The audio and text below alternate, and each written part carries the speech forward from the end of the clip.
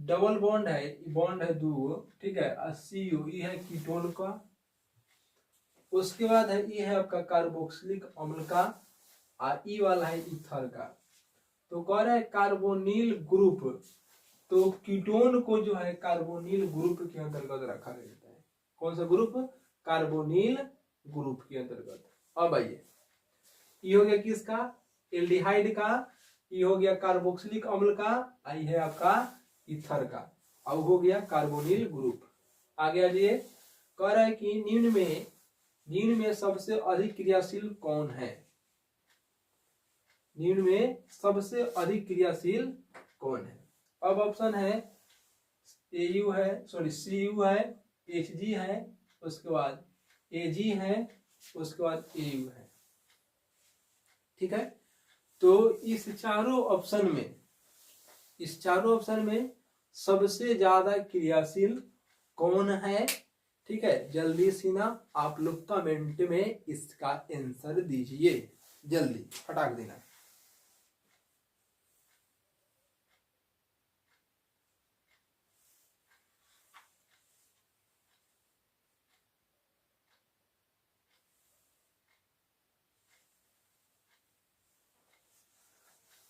जल्दी से दीजिए मेरे भाई।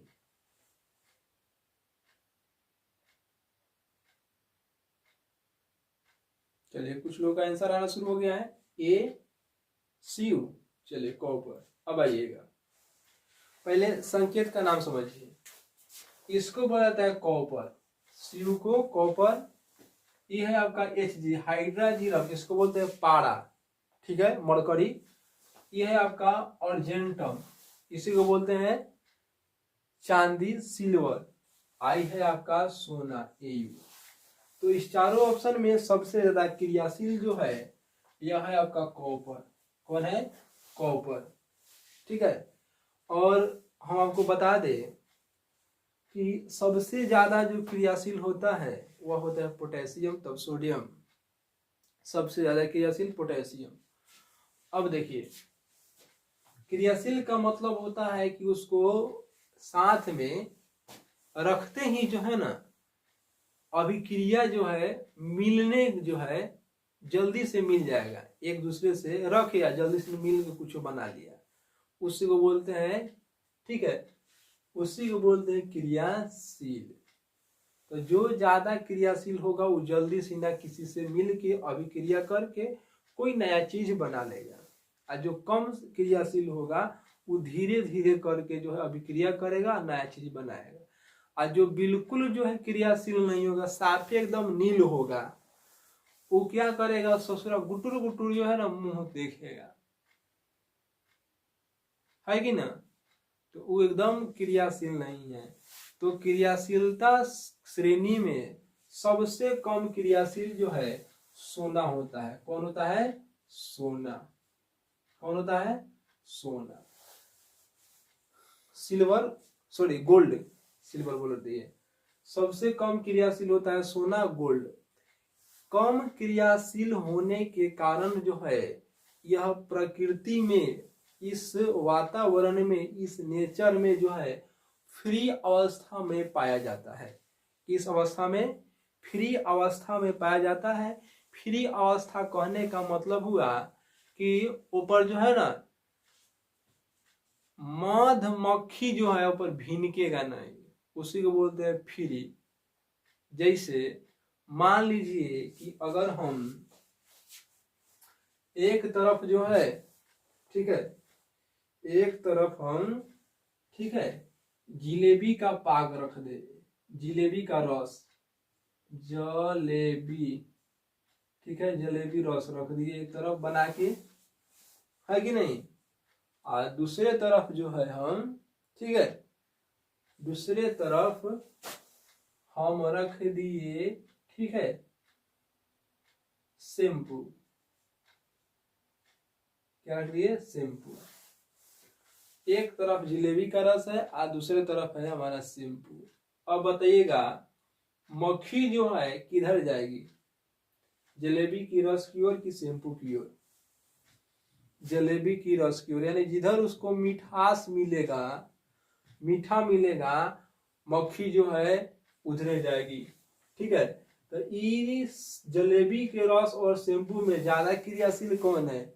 मक्खी के लिए, मक्खी के लिए ज्यादा क्रियाशील है कौन?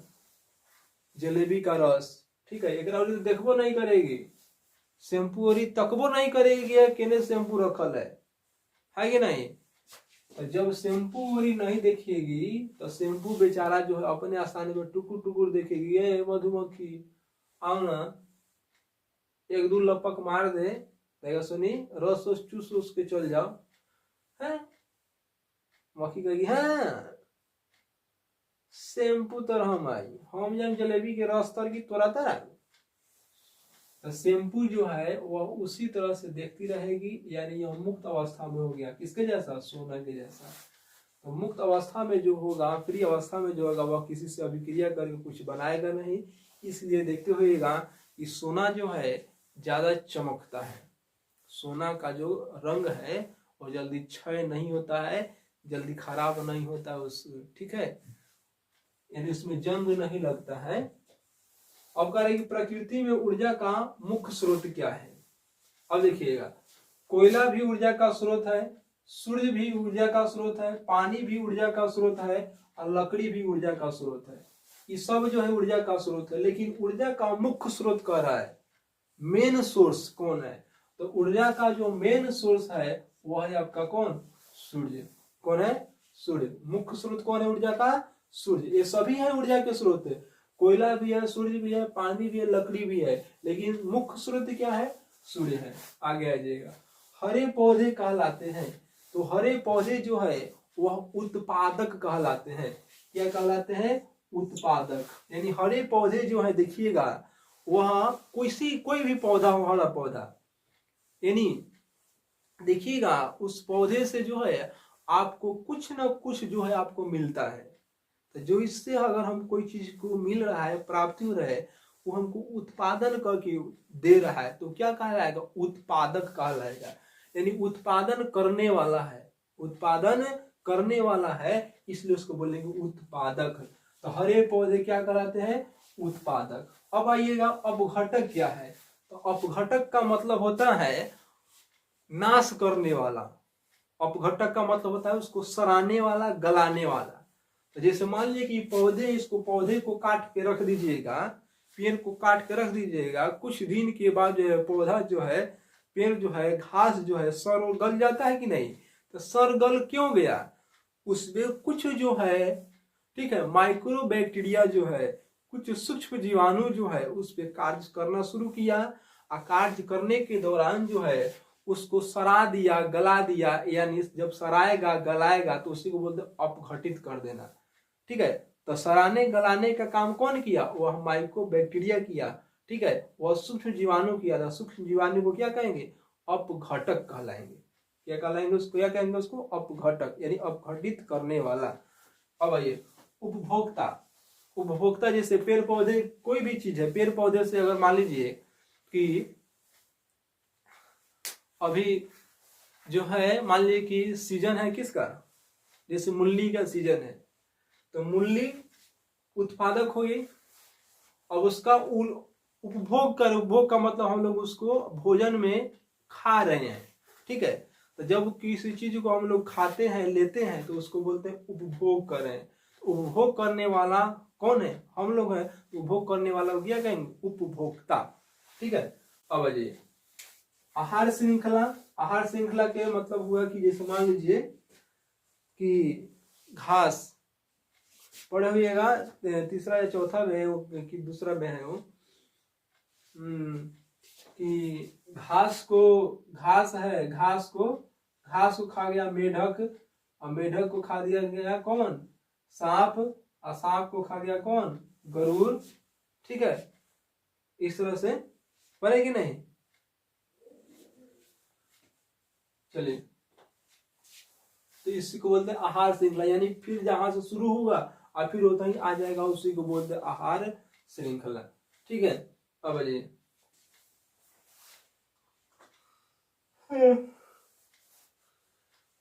अब आइएगा, कहाँ थे हम लोग? हाँ, अब कह रहा है कि कीट के पंख और चमगादड़ के पंख किस तरह के अंग हैं। कीट के पंख, तो कीट में आता है राम जी के घोड़ा। उसके बाद जो है जितने भी कीट देखते हुएगा, उसका जो पंख होता है उड़ने वाला, उसका पंख और चमगादड़ का पंख, इस दोनों का पंख कौन सा काम कर रहा है। दोनों का पंख जो है, कीट का भी पंख और चमगादड़ का भी पंख जो है, दोनों एक ही वो काम कर रहा है। इसका भी काम है, इसके भी पंख का काम है उड़ना, और इसके भी पंख का काम क्या है, उड़ना, है कि नहीं। लेकिन दोनों अलग अलग है, लेकिन दोनों का काम क्या है, एक ही है। जब दो चीज अलग अलग हो और दोनों का काम जो एक ही रहेगा, तो उसको बोलते हैं हम लोग समजात अंग। कौन सा अंग कहते हैं उसको, समजात अंग। ठीक है, उसको बोलते हैं समजात अंग। ठीक है, अवशेषीय अंग तो समझ रहे हैं। अवशेषीय अंग यानी वैसे अंग जिसका काम जो है हमारे शरीर में नहीं है, उसको बोलते हैं अवशेषीय अंग। ठीक है, जैसे आप लोग नाम सुनिएगा, क्या बोलते हैं उसको,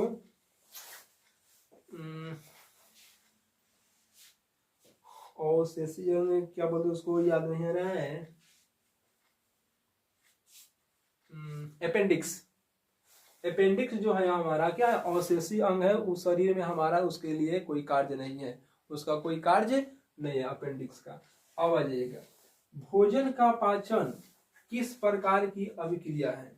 भोजन का पाचन जो है यह किस प्रकार की अभिक्रिया है, इसका आंसर जो है जल्दी से ना कमेंट में पढ़े हैं आप लोग, जल्दी से ना बताइए इसका आंसर। भोजन का पचना जो है किस प्रकार की अभिक्रिया है, जल्दी से ना बताइए।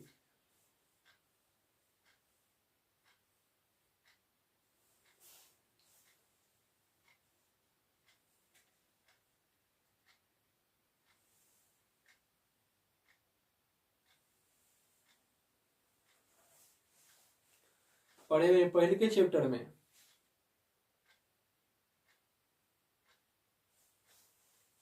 सभी कोई आंसर दीजिए, पढ़े हैं सब कोई। चलिए, भोजन का पचना जो है यह उपचयन अभिक्रिया है। कौन सी अभिक्रिया, उपचयन अभिक्रिया। संयोजन अभिक्रिया में क्या होता है, जुड़ाव होता है। विस्थापन अभिक्रिया में यहाँ से यहाँ चल जाएगा, विस्थापन एक जगह से दूसरे जगह चल जाता है। ठीक है, चलिए अब आ जाएगा, कहे कि निम्नलिखित में कौन उभयलिंगी जंतु है। उभयलिंगी का मतलब समझते हैं, उभयलिंगी का मतलब होता है एक ही जीव में दो लिंग पाया जाएगा, उसी को बोलते हैं उभयलिंगी। तो केचुआ हम लोग जो देखे होंगेगा, चाड़ा जिसको हम लोग बोलते हैं केचुआ, ठीक है, इस केचुआ में जो है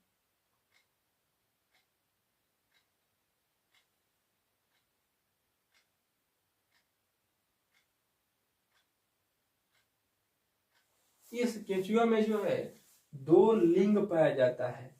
एक तरफ जो है, इधर जो है एक सिरा पे जो है पुरुष वाला होता है यानी नर भाग होता है, और दूसरा सिरा जो है मादा वाला होता है यानी स्त्री वाला होता है।